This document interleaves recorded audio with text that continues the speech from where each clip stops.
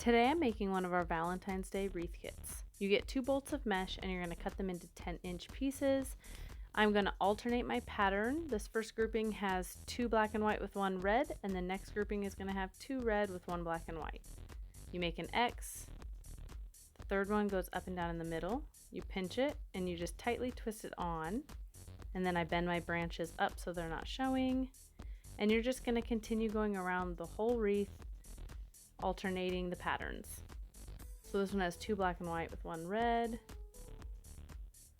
Make an X, one goes up and down the middle, pinch, twist it in, tuck the branches. You go to the next one with 2 red and 1 black and white.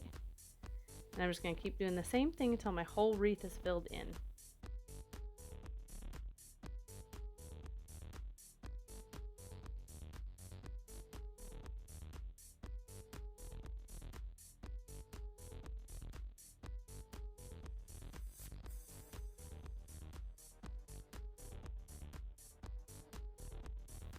When I add the mesh onto the top ring, I still make an X and put one up and down in the middle. I'm going to twist it on, but instead of pulling it towards the outer ring, I kind of spread all of the mesh out.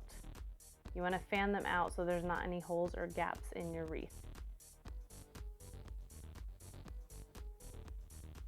So I'm going to pinch it in, and then I'll bring the red kind of into the center. The stripes go out the sides. I hope that makes sense.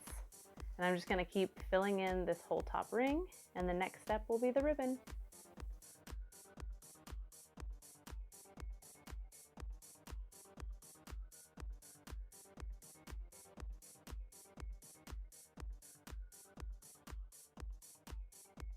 So for the ribbon, you're going to get 3 groups of 3.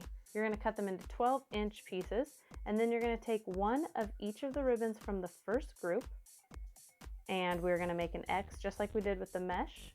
One's going to go up and down in the middle. I'm going to bunch it across the center, and then I'm going to twist it right on top of where we last added the mesh, right on top of the peg. Twist it. I'm going to tuck the branches so they're not showing and give it a quick fluff.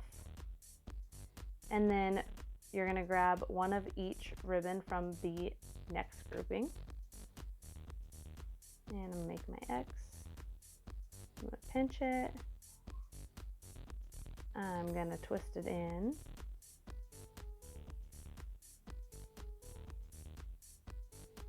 And then for the next peg, we're going to grab one of each of those ribbons from the third grouping. We're going to twist them onto the next peg. And I'm just going to continue doing this all the way until I get the whole top ring filled in.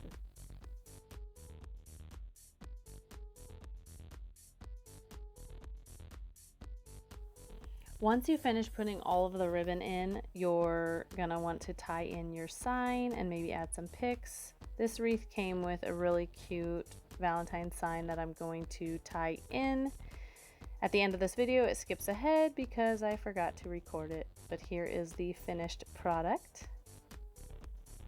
I hope you enjoyed this video. Make sure to follow our page so that you can watch more. Thanks. Have a good night.